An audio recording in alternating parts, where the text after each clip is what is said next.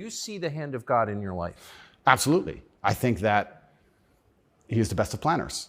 And like I said, if you retrospectively analyze all the times in life you wish you could have changed things, yes, he knew better.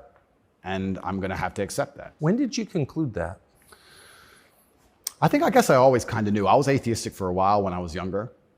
But as you get older, you start to look at the world and understand that the thing for me was actually, I guess, a scientific principle. It was Newton's law of equal and opposite force. If there is evil in the world, and I'd like to think we both agree there certainly is, yes, there has to be an equal and opposite force, which is good. And I would like to think of that as God.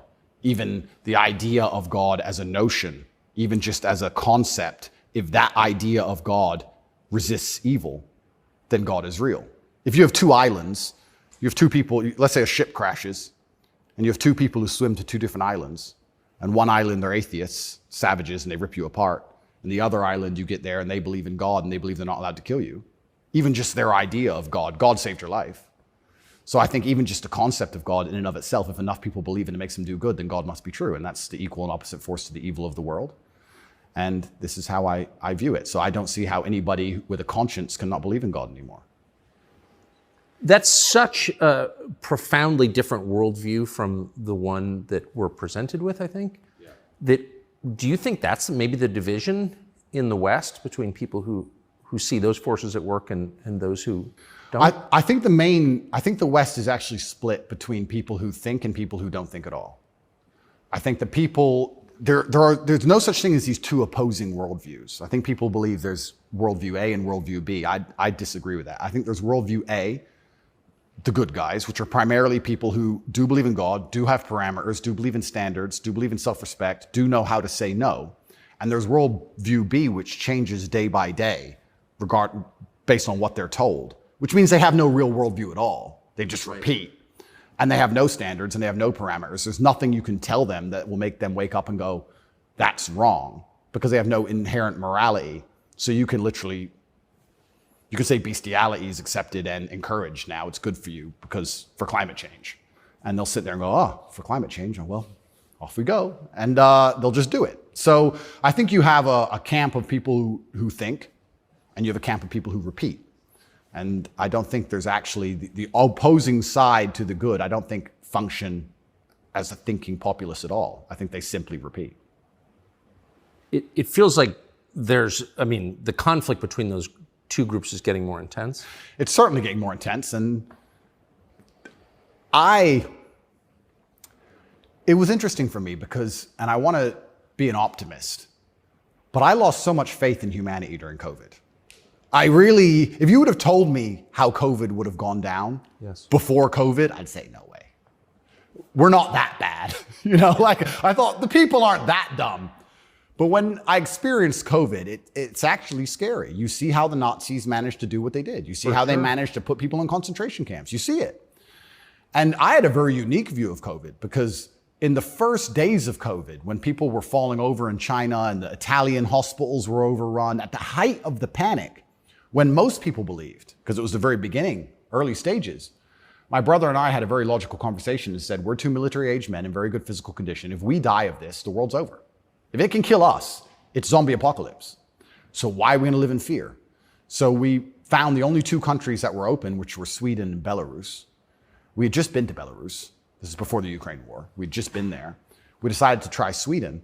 So for the first 3 months of COVID, during the height of lockdowns, when Florida was closed, when it was absolute... I remember. Yeah, when it was the craziest lockdowns globally, me and Tristan are in Sweden in absolute freedom. They had no restrictions, no masks, no vaccine passports, no social distancing, nightclubs are full, restaurants are open, perfectly complete normal society.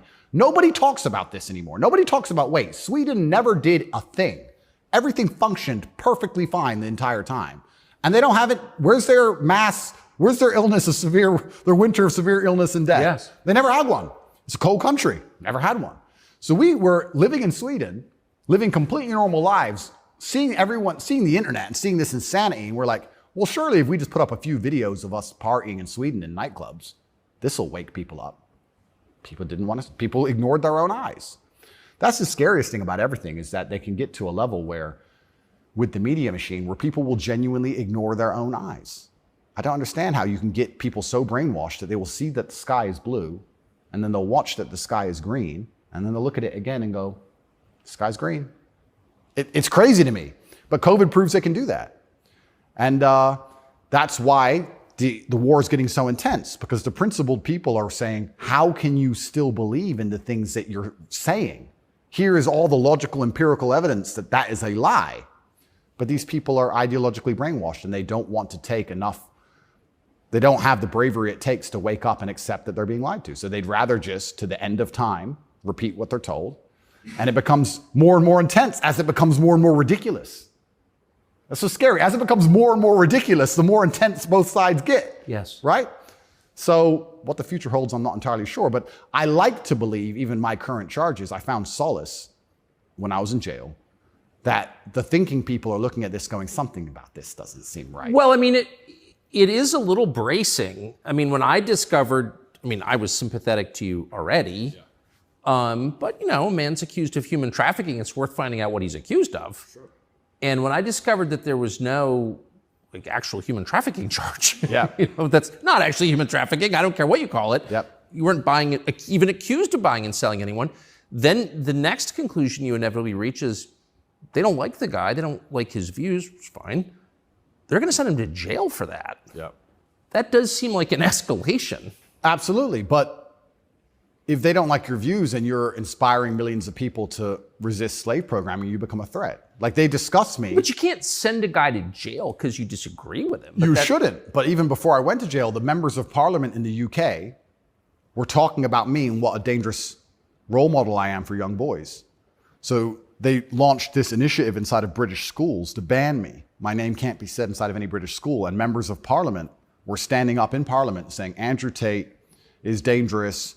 He's encouraging young boys to have misogynistic views, because I'm literally telling young men to go to the gym and to stand up for themselves and believe in themselves and believe in something.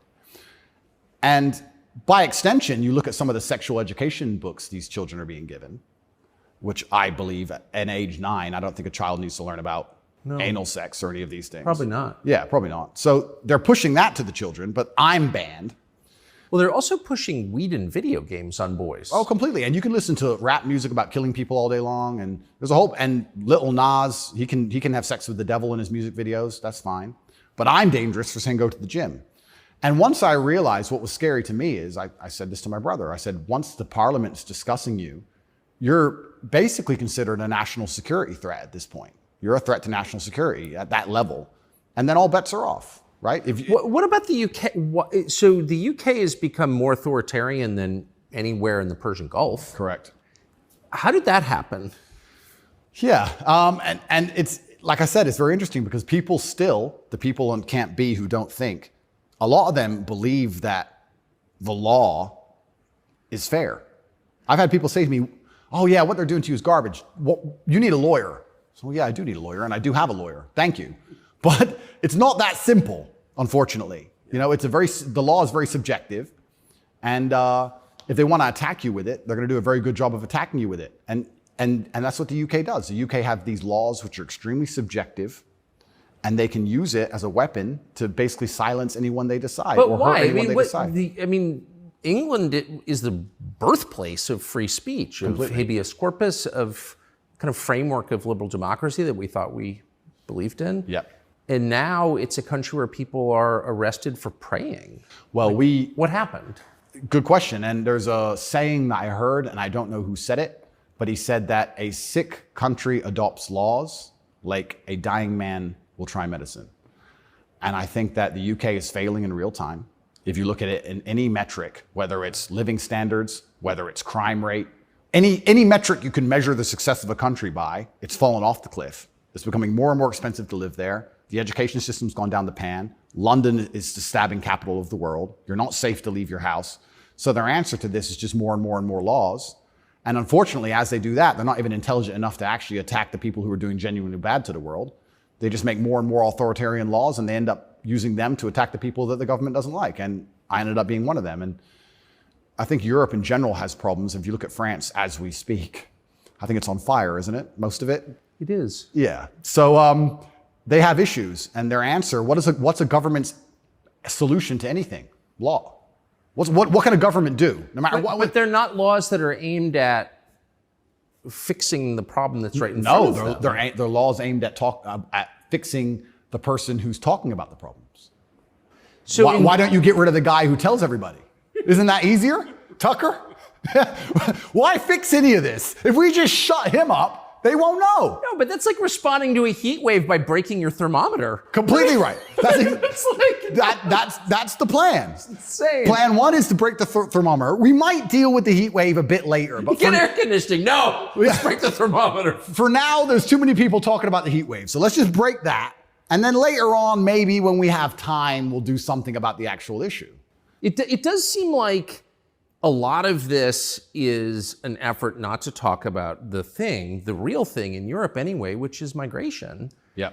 And the UK, formerly known as England, and France have both been completely changed by people from other countries. Yep. And I'm sure have added good things too. I mean, I'm not, you know, but they've changed them, and in general, they're not better countries. And like, why can't anyone admit that? But this is what's really interesting to me about what's happening, because we're talking about masculinity and men who say no and men who stand up.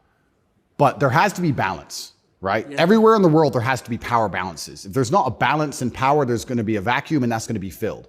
If you neuter the native population of men, if you destroy their mentality to resist, if you tell them that every single thing about them masculine is wrong, and you basically feminize and unicate them, turn them into eunuchs, and then you import high testosterone men from the third world who don't believe any of this garbage, who grew up in a society where they understand the only way to succeed is to be a fearsome predator to a degree.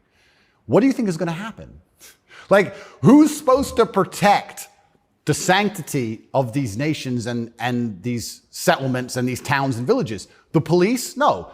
In general, I would argue that it's the masculine essence that can be detected by the people who arrive. I guarantee if you were to put a bunch of these migrants in Sarajevo or Moscow, they'd behave themselves. But yeah. I have a feeling they'd just look around and go, not today.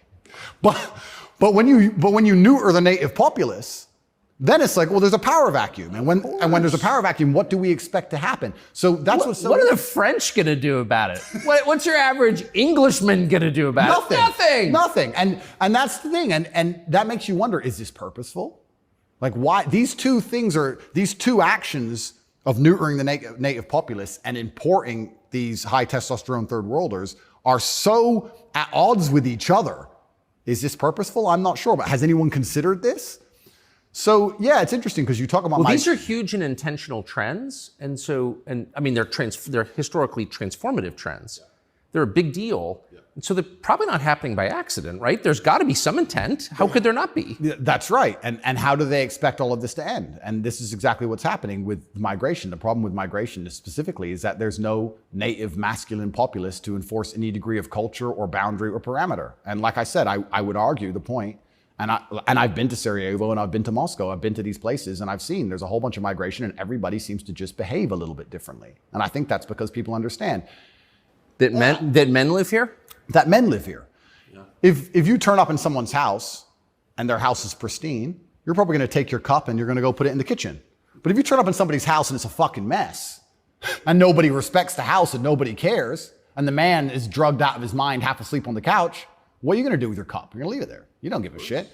If you turn up to the Western world and look at it. Then you're going to hit on his wife. Absolutely. So what do we expect to happen in these scenarios, right? And it is purposeful and it is scary that even me just telling men to go to the gym is seen as an act of defiance to the point where I have to be punished. I must go to jail. I must be silenced. Thermometer must be broken.